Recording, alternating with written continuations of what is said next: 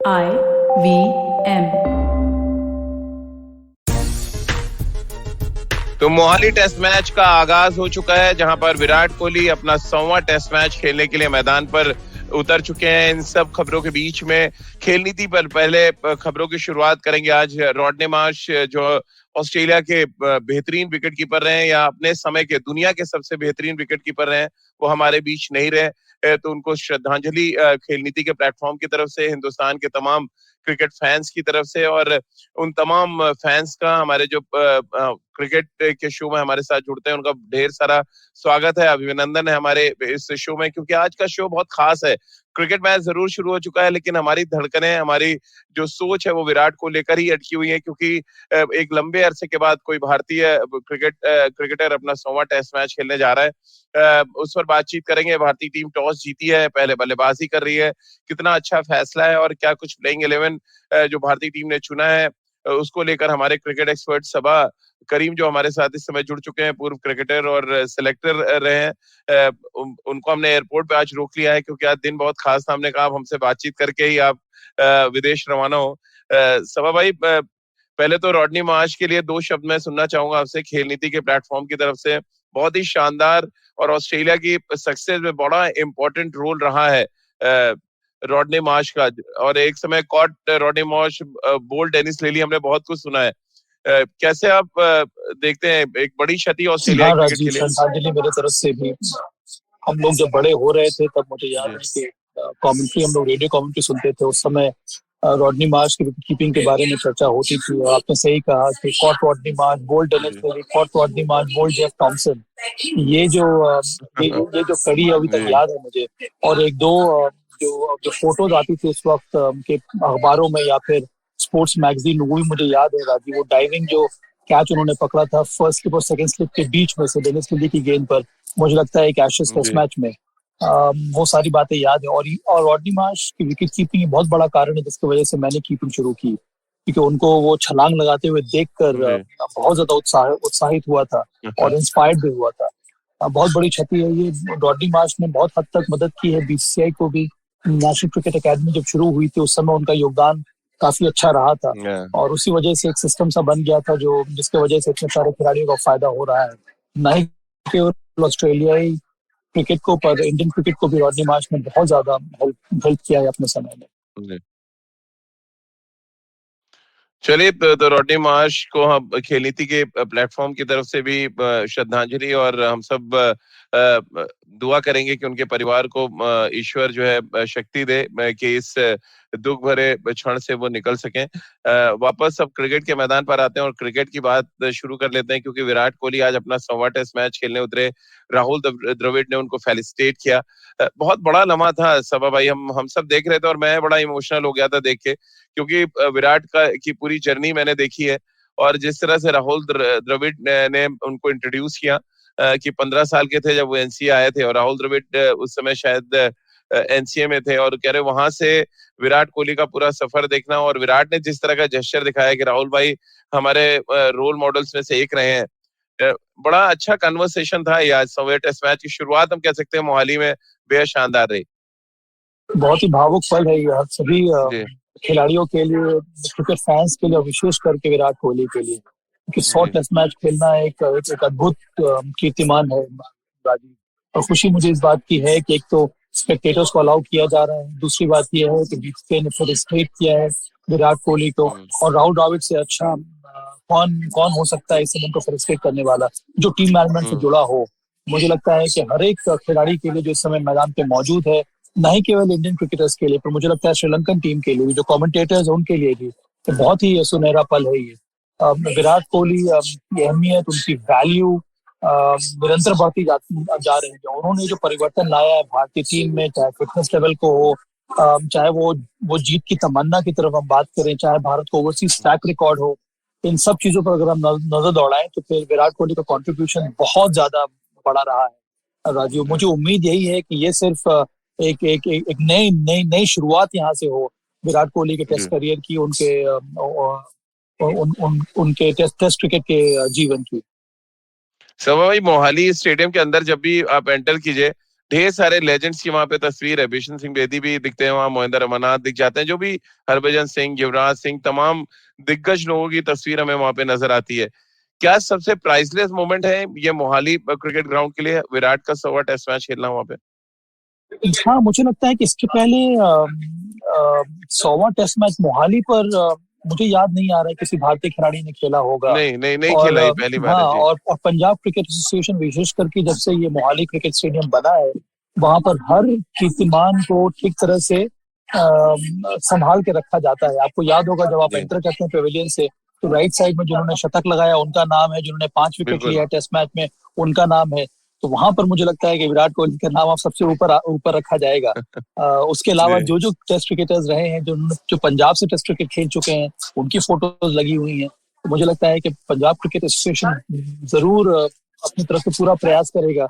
ये जो पल है विराट कोहली का 100वां टेस्ट मैच, इसको हमेशा के लिए याद रखा जाए। समा भाई, आपकी भी कुछ मेमोरीज होंगी विराट को लेके, अगर आप शेयर करना चाहें हमारे जो खेल नीति के प्लेटफॉर्म पर। क्योंकि कई ऐसे डिसीजंस थे जहां पे आप एज अ सेलेक्टर इन्वॉल्व थे, एज अ जीएम ऑपरेशंस आप इन्वॉल्व रहे होंगे। क्या कुछ मेमोरीज हैं as a cricketer, as a captain, as a human being Virat को लेके? अब देखिए, विराट की सबसे पहली जो मेमोरी है वो एक रणजी ट्रॉफी मैच की है, जिसके बारे में सभी काफी सालों साल से चर्चा हो रही है। जब मैं उस रणजी ट्रॉफी मैच को कमेंट्री कर रहा था, जब विराट कोहली के पिताजी का निधन हो गया था। जी। और नेक्स्ट डे वो आके उन्होंने मैच खेला तमिलनाडु के साथ, वो मुकाबला था, वहां पर आकर उन्होंने शानदार पारी खेली। और जब वो बैटिंग करने जब जब मैच शुरू हुआ था, तब हम लोग को ये मालूम हुआ था कि विराट कोहली के पिताजी का निधन हो गया है। और उनको मैदान पर देखकर ही बहुत ही आश्चर्य हुआ था। उसके बाद जिस तरह की पारी उन्होंने खेली थी, उस पारी की वजह से दिल्ली जो है वो मैच को बचा पाया था। वहां हम्म। से ये जो उनके उनके चरित्र या फिर उनके उनके करियर की शुरुआत हुई है। उसके बाद जब मैं सिलेक्टर बना, तब उनको मैंने देखा टीम के साथ। मुझे याद है कि मुंबई टेस्ट मैच जब हो रहा था इंग्लैंड के विरुद्ध, जहाँ पर वो नए नए आए थे भारतीय टीम में, जी। और वो सचिन तेंदुलकर के साथ इतना ज्यादा समय गुजारते थे, राजीव के कहना बड़ा मुश्किल है। लिफ्ट में भी हो तो सचिन तेंदुलकर के साथ, कभी बाहर भी जा रहे हैं तो सचिन तेंदुलकर के साथ। वहां से उन्होंने बहुत कुछ सीखा है। मुझे लगता है कि वो एक स्ट्रॉन्ग कैरेक्टरिस्टिक है जो इस समय विराट कोहली के अंदर देखने को मिलता है। वो जुझारूपन, हम्म। वो एम्बिशन के मैच विनिंग परफॉर्मेंसेस देना है अपने देश के लिए, टेस्ट क्रिकेट को सबसे ज्यादा महत्वपूर्ण अपने दिमाग में रखना, ये सारी बातें मुझे लगता है कि उन्होंने उस इन्वायरमेंट से ही सीखी है। उसके बाद जी। मुझे याद है विश्व कप का जब जब मुकाबला था 2015 में, जब ऑस्ट्रेलिया में विश्व कप हो रहा था, तब मैंने उनके साथ समय गुजारा। इतना ज्यादा कॉन्फिडेंस था उस लड़के में, मैं क्या बताऊं। हम्म। हमेशा से वो तैयार थे कि ये मैच में मुझे इस तरह से बैटिंग करनी है, पिछले मैच में मैंने ये गलती की है, आने वाले मैच में मुझे ये करना है। इतनी ज्यादा clarity in terms of approach, in terms of preparation, in terms of execution, मैंने बहुत चंद खिलाड़ियों में देखी है। मुझे जी। लगता है कि ये सारी बातों की वजह से ही इस मुकाम तक पहुंच पाए हैं विराट कोहली। बिल्कुल। और विराट ने जो जेस्चर दिखाया, जिस तरह से अपनी फैमिली को उन्होंने थैंक्स कहा, बीसीसीआई को थैंक्स कहा, और राजकुमार शर्मा जी को उन्होंने याद किया सब भाई। और ये दर्शाता है कि आप कितने भी बड़े हो जाएं, आपका जो बचपन से जो सफर शुरू होता है, जो आपको हाथ पकड़ा के नेट्स पे ले जाए, या नेट से आपने फिर इंडियन टीम तक का सफर तय किया। लगभग हर इंटरव्यू में हम सुनते हैं कि वो अपने बचपन के कोच का जिक्र करते हैं। और एक बड़ा इंटरेस्टिंग उनका रहता है आंसर हमेशा, कि मैं एक ही फ्रेंचाइजी के लिए खेलूंगा, एक ही टीम के लिए, इंडियन टीम के लिए खेलूंगा, और मेरा एक ही कोच है। यानी कि वो चाहते नहीं है कि बहुत बार टीम बदली जाए, कोच का नाम बदला जाए। और ये एक बहुत बड़ा जेस्चर है जिन्होंने उनके साथ कंट्रीब्यूट किया है उनके सफर में, उनको एक तरह से याद करने का। हाँ राजीव, और आजकल के मॉडर्न क्रिकेटर्स में इस प्रकार की खूबियां बहुत कम नजर आती हैं। बिल्कुल। कई बार आपने भी देखा होगा, आपने भी अनुभव किया होगा कि जैसे जैसे खिलाड़ी बड़ा होता जाता है, भारत के लिए खेलने लगता है, अपना नाम कमाने लगता है, उसके बाद उसके जो चाइल्डहुड जो कोच होते हैं उनके बारे में बात होती नहीं है। नए नए लोग उनके हम्म। साथ जुड़ जाते हैं, वो खिलाड़ी उन्हीं के बारे में बात करने लगता है। तो विराट के साथ ऐसा कभी भी नहीं रहा है। जब भी उनको मौका मिला है, जब भी कोई प्लेटफॉर्म मिला है, वहां पर हमेशा उन्होंने अपने फैमिली के बारे में बात की, अपने चाइल्डहुड कोच राजकुमार के बारे में बात हम्म। की है। और ये एक अलग प्रकार की खूबी है। और ये दर्शाता है कि वो अभी भी कितने ज्यादा जमीन से जुड़े हुए हैं, इतना उनको एहसास है कि ऐसे ऐसे लोग जिन्होंने उनको उनको मदद की है इस जीवन में, उनके क्रिकेटिंग जीवन में, उनकी सराहना करना, उनको अपने साथ रखना, ये बहुत जरूरी होता है। और इसी वजह से मुझे लगता है कि सभी लोगों की दुआएं जो है उनके साथ हैं राजीव। और ये बहुत कम, मैं फिर से दोहरा रहा हूँ अपनी बात, बहुत कम बार देखने को या सुनने को मिलता है। तो मुझे लगता है ये बहुत बड़ी बात है। सचिन तेंदुलकर के बारे में बात करते हैं, हमेशा से उन्होंने रमाकांत आचरेकर जी के बारे में बात की थी, कुछ उसी प्रकार से। इसीलिए मैंने कहा पहले ही कि उन्होंने सचिन से बहुत कुछ सीखा है, और यही बात यहाँ पे विराट में भी नजर आती है। बिल्कुल। और कमल चंद जी हैं मोहाली से, एक तो बार बार पूछ रहे हैं कि आप लोग आए नहीं, तो आप कमल भाई आपको बता दें कि हम कल पहुंच रहे हैं और कल से कोशिश करेंगे कि हम खेल नीति की सारी खबरें वेन्यू से दें। दूसरा, लॉयल्टी को लेके कमल जी बोल रहे हैं कि विराट से लॉयल्टी भी सीखनी चाहिए, किस तरह से लॉयल रहना है आपको अपने रिलेशंस को लेके। बहुत अच्छी बात कही आपने कमल जी, और सही शब्द का भी आपने इस्तेमाल किया। तो हम मॉडर्न डे क्रिकेटर्स के बारे में क्यों कहें, हम लोग मॉडर्न जनरेशन में बिल्कुल। मैं जनरलाइज नहीं करना चाहता हूँ, पर वो लॉयल्टी जो शब्द है वो एक तरह से मिसिंग हो चला है। चाहे आप कॉर्पोरेट एग्जीक्यूटिव्स हो, या फिर आप खेल के मैदान पे हो, या फिर क्लब के बारे में हो, लॉयल्टी कहाँ रहती है। पर आज के जमाने में ये चीज देखना बहुत बहुत ही अच्छा लगता है, और बहुत ही हार्ट वार्मिंग ये जेस्चर रहता है। यही विराट ने दिखाया है, चाहे वो अपने आईपीएल टीम के बारे में हो, या फिर चाइल्डहुड फ्रेंड्स के बारे में हो, चाइल्डहुड कोच के बारे में हो, या फिर भारतीय टीम के साथ ऐसे कई लोग जो जिन्होंने उनकी मदद की है यहाँ तक पहुंचने में, उन सब की अगर आप बात करें तो विराट हमेशा इन सभी लोगों को याद करते हैं। तो हाँ, लॉयल्टी एक ऐसा कैरेक्टर है जो विराट में हमेशा नजर आता है। तो सभा भाई, मैच में आगे बातचीत करने से पहले एक जो विराट कोहली ने जो बयान दिया उससे भी बात कर लेते हैं कि टेस्ट क्रिकेट एक ऐसा फॉर्मेट था जिसको उन्होंने अपना सब कुछ दिया, खून पसीने से सींचा अपने करियर को। ये दर्शाता है कि मॉडर्न एरा के जो क्रिकेटर्स हैं वो विराट से क्या कुछ सीख सकते हैं कि जो 5 डे क्रिकेट है वो कितनी इंपॉर्टेंट होती है। यानी टेस्ट क्रिकेट की जो इंपॉर्टेंस है वो बाकी सारे फॉर्मेट से बहुत अलग है। हाँ, और इसी वजह से मुझे लगता है कि उनको और लंबे समय तक खेलना होगा टेस्ट क्रिकेट, बिकॉज एकमात्र एक ऐसा खिलाड़ी है जो बहुत ही शानदार स्पोर्ट्स पर्सन है टेस्ट क्रिकेट का। और इस तरह की शख्सियत की अभी भी जरूरत है, नहीं केवल भारतीय टीम को, पर मुझे लगता है कि अंतर्राष्ट्रीय क्रिकेट को भी। और तभी मुझे लगता है कि युवा खिलाड़ी बहुत कुछ सीखेंगे विराट कोहली से, कि टेस्ट क्रिकेट की जो अहमियत है, जो इम्पोर्टेंस है, बहुत ज्यादा है। और अगर आपका बेस स्ट्रांग है तो आप टेस्ट क्रिकेट खेल सकते हैं, उसके साथ साथ आप मल्टी फॉर्मेट प्लेयर बन सकते हैं। जी बिल्कुल। और जिस तरह के मैदान पे जेस्चर विराट के नजर आए, वो इमोशनल जो फेस था उनका, उनके साथ अनुष्का शर्मा जो उनकी पत्नी है वो भी ग्राउंड पे थी जब फेलिसिटेट किया राहुल द्रविड़ ने। और ये बहुत ही इम्पोर्टेंट लम्हा था। अभी जब मैं शो कर रहा था तो उनके भाई जो विकास कोहली हैं, बड़े भाई हैं, उनसे भी मेरी बातचीत हुई और पूरा परिवार बहुत इमोशनल था। उनकी जो मम्मी है उनसे मिल के आई, क्योंकि बायो बबल में ज्यादा देर वो रुक नहीं पाई, थोड़ा हेल्थ रीजन की वजह से वो वापस आ गई। ये लम्हा उन्होंने टीवी पे देखा है। लेकिन ओवरऑल जो भी विराट से रिलेटेड है, विराट के फैंस, उनके लिए बहुत बड़ा लम्हा था। मैच में बात करेंगे, इंडियन टीम के प्लेइंग 11 पे आगे बातचीत करेंगे, लेकिन फिलहाल एक छोटा सा ब्रेक ले लेते हैं। ब्रेक के बाद बात करेंगे श्रीलंका, जिन्होंने अलग तरीके की टीम चुनी है इस मैच के लिए। उनकी डिफरेंट सोच है मोहाली की पिच को लेकर, भारतीय टीम की सोच थोड़ी डिफरेंट है, इस पर भी आगे बातचीत करेंगे। फिलहाल एक छोटा सा ब्रेक लेते हैं, तुरंत हाजिर होता है। If you love cricket, listen up. The Edges and Sledges Cricket Podcast is here for you. Hosted by DJ, Varun, and me, Ashwin, we bring a fun, fresh fan's point of view to talking all things cricket. Sometimes it's just the three of us, sometimes we have guests, including current and former international cricketers. For new episodes every week, check out the Edges and Sledges Cricket Podcast on the IVM app, website, or wherever you get your podcasts. Break के बाद एक बार फिर आपका स्वागत है। सभा भाई के साथ आप देख रहे हैं और सुन रहे हैं खेल नीति।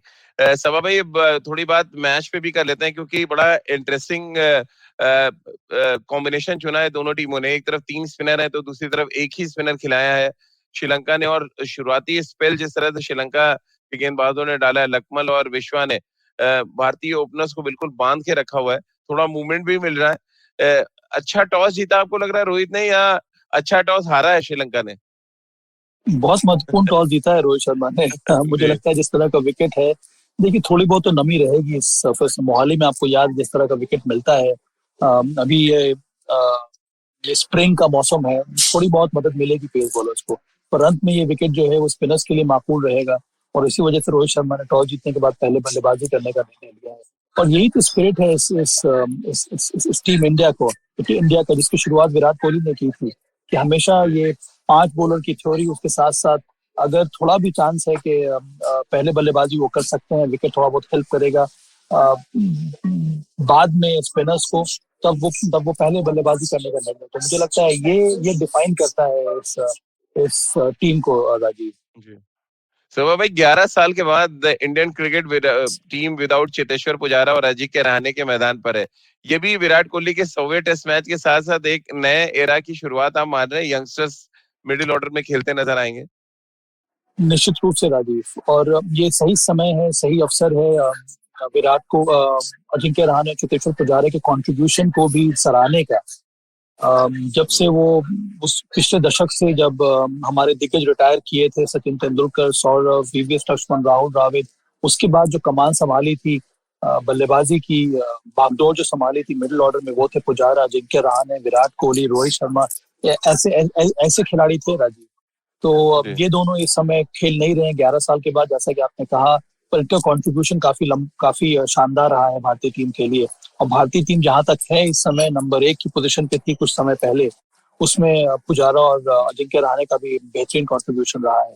पर अब मुझे लगता है कि समय आ गया है कि नई पीढ़ी को आगे आना होगा, परफॉर्म करना होगा, अपनी जगह पक्की बनानी होगी, और आने वाले समय में शानदार प्रदर्शन करके भारत को फिर से उसी प्रकार की ऊंचाइयों तक पहुंचाना होगा। सभा भाई, क्योंकि 3 स्पिनर हमने खिलाया, लेकिन लगभग जो फिंगर स्पिनर्स हैं तीनों, क्या कुलदीप यादव एक आइडियल चॉइस हो सकते थे, अटैकिंग चॉइस हो सकते थे, या जयंत यादव क्योंकि बैटिंग अच्छी करते हैं इसलिए उनको एडवांटेज मिल गया?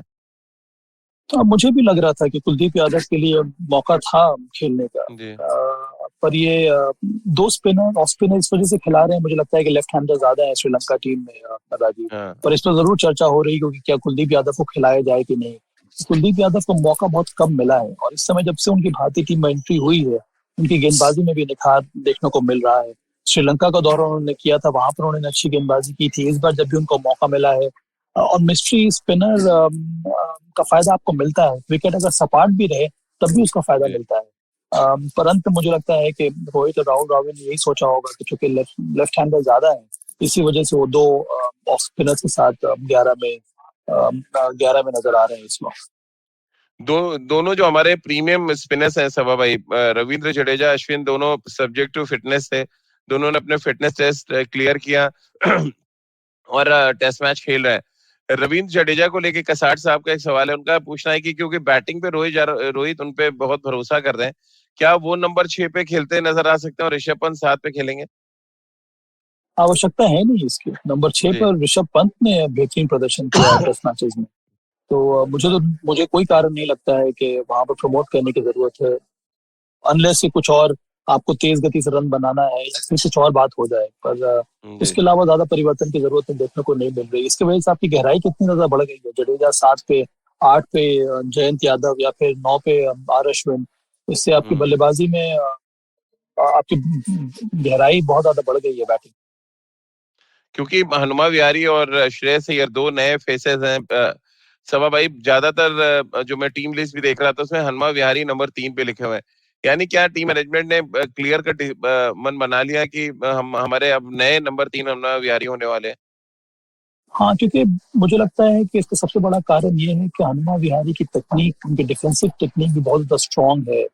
और चाहे वो इंडियन कंडीशंस हो या फिर ओवरसीज कंडीशंस हो, विशेष करके ओवरसीज कंडीशंस में आपको टेक्निकली सॉलिड प्लेयर की जरूरत होती है, और हनुमा विहारी ने ये दिखाया है करके, चाहे वो दक्षिण अफ्रीका हो या फिर ऑस्ट्रेलिया हो।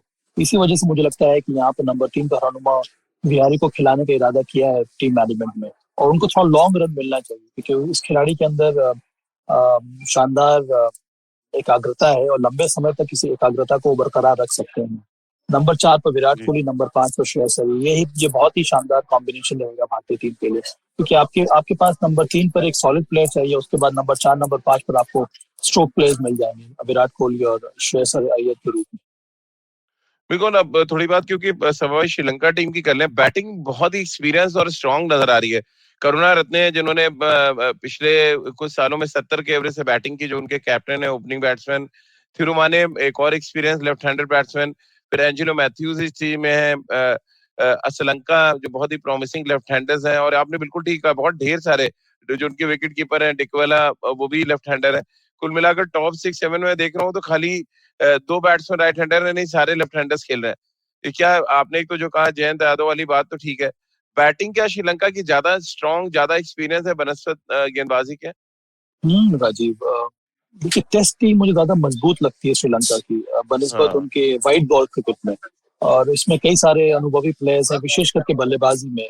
लकमल मुझे लगता है कि एक ऐसे गेंदबाज है जिनको बहुत ज्यादा अनुभव है। उसके अलावा अगर हम देखें तो उतना ज्यादा एक्सपीरियंस इस समय श्रीलंका की गेंदबाजी में नहीं है, पर हाँ उनकी बल्लेबाजी बहुत ज्यादा मजबूत है। खुद कप्तान अच्छे फॉर्म में है। आपको याद है कि दक्षिण अफ्रीका का जो दौरा हुआ था, वहां पर एक प्रकार का कमबैक विन उन्होंने दर्ज की थी।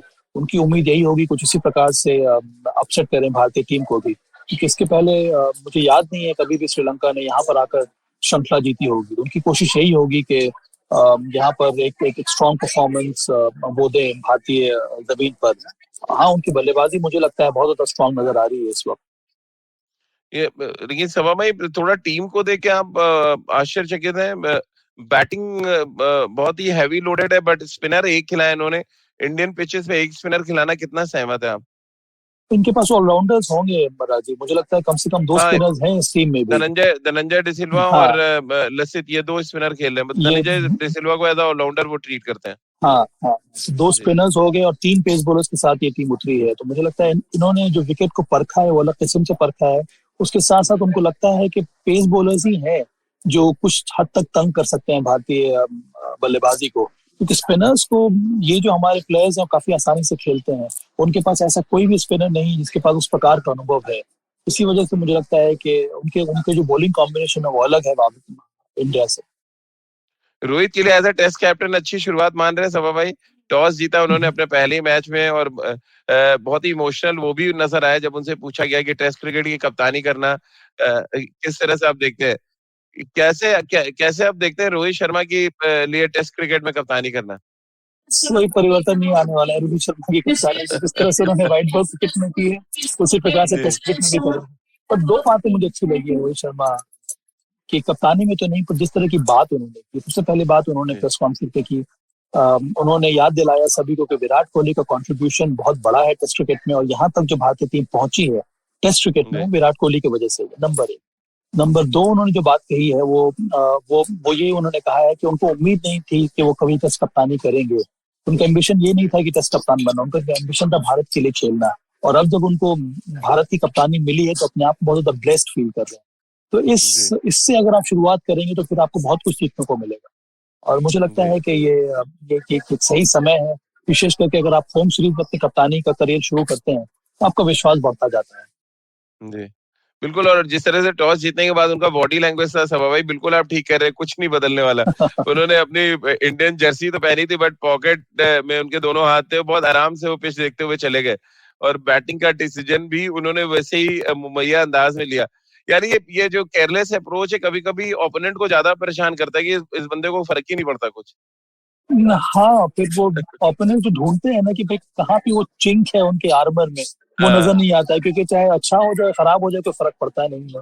पर रोहित को बहुत ज्यादा अनुभव है, उनको परेशानी नहीं होनी चाहिए। उनको पता है कि सभी खिलाड़ी उनको सपोर्ट कर रहे हैं, उनके पास जी दिग्गज प्लेयर्स हैं इस समय, उनके पास एक शानदार टीम मैनेजमेंट है। तो इसमें अंत में मुझे लगता है कि उनको अपने गेम पर ध्यान देने की जरूरत है। कप्तानी तो खुद ब खुद आती रहेगी और सीखते रहेंगे। जी। राहुल द्रविड़ जो टीम के कोच हैं सभा भाई, उनका भी अब एक अलग तरीके का साथ मिलेगा, क्योंकि इससे पहले तो विराट कप्तान थे, डिफरेंट नेचर के थे टेस्ट क्रिकेट में। अब ये रोहित और राहुल का टेस्ट क्रिकेट में किस तरह से आप देख रहे हैं समन्वय? राहुल द्रविड़ वो भी 100 टेस्ट मैच खेले हुए हैं। अच्छी बात भारतीय टीम के लिए ये है कि कम से कम जो हमारा स्क्वाड जाएगा उसमें 2 लोग ऐसे हैं जो 100 टेस्ट मैच खेलने वाले एक्सपीरियंस के साथ जाएंगे।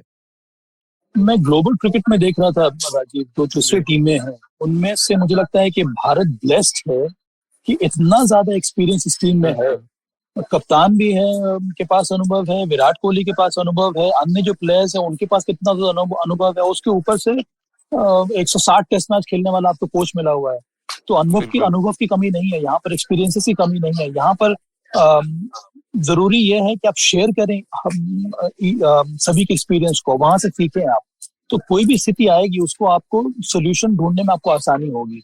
और मुझे यही उम्मीद है कि आने वाले समय में यही देखने को मिलेगा इस कॉम्बिनेशन में भी, रोहित शर्मा और राहुल द्रविड़ के साथ। तो बहुत चैलेंजेस आपको आने वाले हैं, और उस चैलेंजेस से किस तरह से निपटना है ये एक्सपीरियंस आपको खुद बताता है। और जब आप शेयर करेंगे एक्सपीरियंस एक दूसरे के साथ, तो फिर आपके पास सोल्यूशन जरूर सामने आ जाएगा। सवा भाई, मोहाली टेस्ट मैच में हमारे 3 यंगस्टर खेल रहे हैं चलते चलते, क्योंकि आपको भी फ्लाइट पकड़नी है। तीनों यंगस्टर के लिए सनी भाई ने एक सलाह दी कि आप अपने जो 2 सबसे एक्सपीरियंस बैट्समैन है, आप उनके साथ बैटिंग करें और उनको ज्यादा खेलने दें, तो आप खुद रन बना सकेंगे यहाँ पे।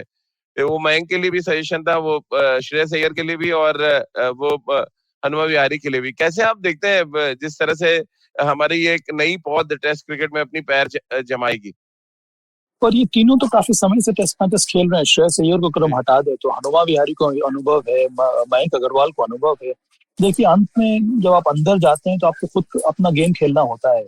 आप बहुत कुछ सीखते हैं अपने पार्टनर से, पर आपके अंदर क्लैरिटी होनी चाहिए गेम प्लान में कि आपको रन बनाना है तो किस तरह से बनाना है। देखिए, बल्लेबाजी करना आसान है पर रन बनाना कठिन है।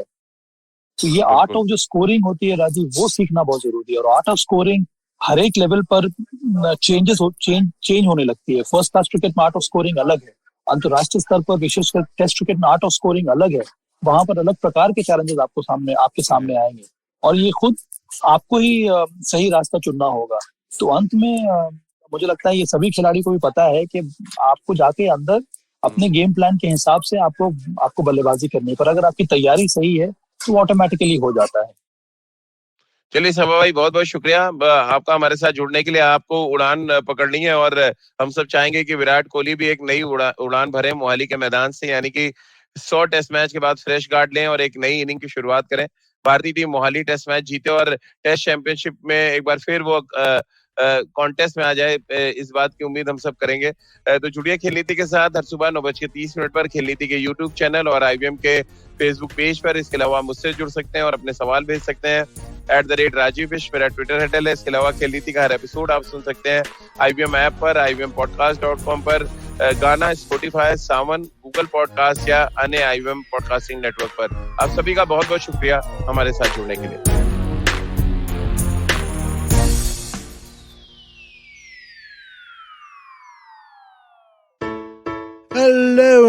Hello. It's been another great week on the IVM Podcast Network. On Cyrus Says His Cock and Bull, Cyrus has a great time with comedians Puneet Pania and Abhijit Ganguly. Check it out as he shares stories of his hilarious encounters with Amitabh Bachchan. On the Wire Talks, Siddharth talks to author G.N. Devi about his latest book, Mahabharata, The Epic and the Nation. On Postcards from Nowhere, Utsav tells us an intriguing story of the cities, their connection to limes and Benazir Bhutto.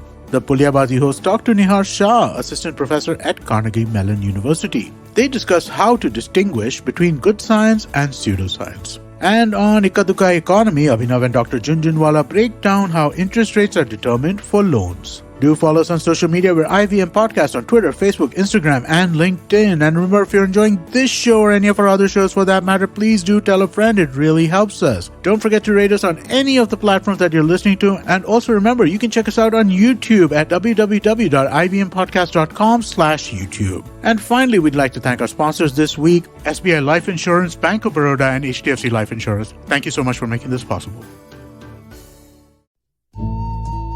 सफर, रास्ते, मंजिल और मुकाम अक्सर ये हमसे कुछ कहना चाहते हैं, पर हम हैं कि अपनी रोजमर्रा की जिंदगी में इन्हें सुनने से कतराते हैं। नमस्ते दोस्तों, मेरा नाम है केशव चतुर्वेदी और मैं आपको ले चलूंगा कुछ ऐसे सफर पर जहां आपको एक नया नजरिया मिलेगा सफर और मंजिलों को देखने का। आइए इन किस्से कहानियों में डूब जाएं। हर मंगलवार और शुक्रवार